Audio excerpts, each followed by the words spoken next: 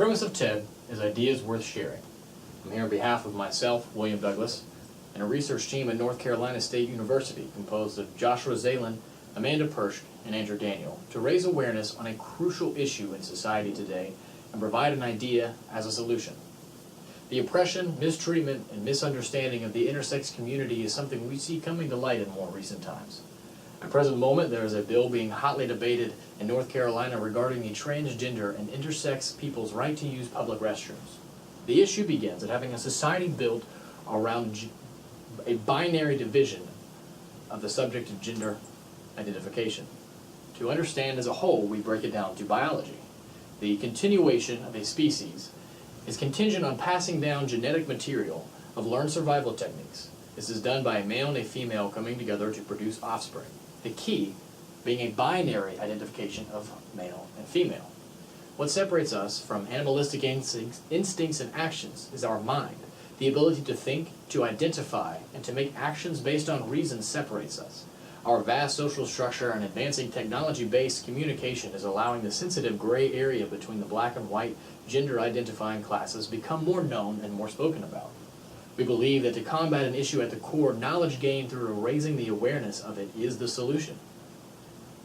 So, a child is born in a developed Western world hospital. The procedure was a healthy one, the parents are perfectly healthy, and the doctor sees the child as different and informs the parents that their child needs surgery in order to live a normal, healthy life and have a healthy sexual relationship with their future spouse. The parents are perplexed. They have no idea what is wrong with their child. The child is simply different, having an additional X chromosome categorizing them the gender realm of intersex. To understand how awareness can solve this example is the ability to make an informed rather than uninformed decision.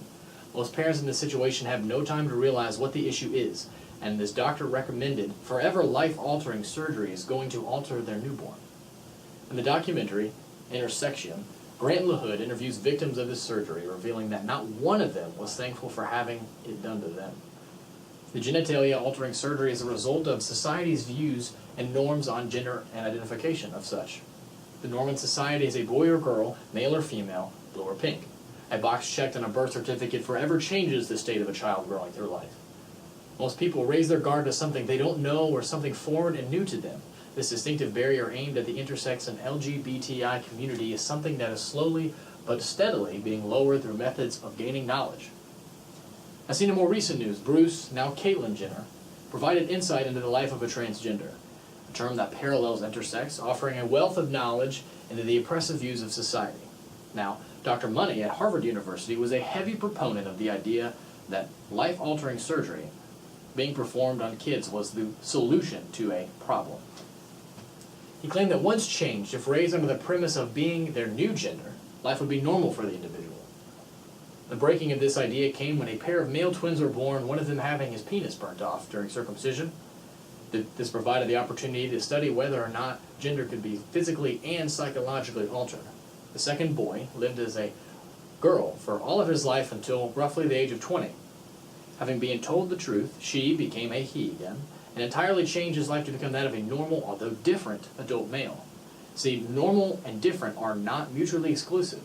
The misunderstanding and unacceptance of society was so psychologically damaging that he committed suicide a short time later. What was also damaging was the fact that Dr. Money's study results did not become medically known to a majority of the individuals that followed his idea and recommended the surgery to parents at birth. This lack of awareness on intersex people being able to live healthy lives in society contributed to many victims wishing they had never been changed and living a difficult psychological and physical life thereafter. Steensma and her partners in her 2013 paper, Gender Identity Development in Adolescence, spoke on hormones and how their effect on the brain is something still misunderstood despite progression in research. The interaction between the brain and sex hormone differs depending on where the individual lies on the gender spectrum. The fix is not to physically reconstruct someone or to give them hormones synonymous with growth, altering medication and testosterone. The solution, the fix, is acceptance. This comes through knowledge. To tell people that this is something that happens and it is normal.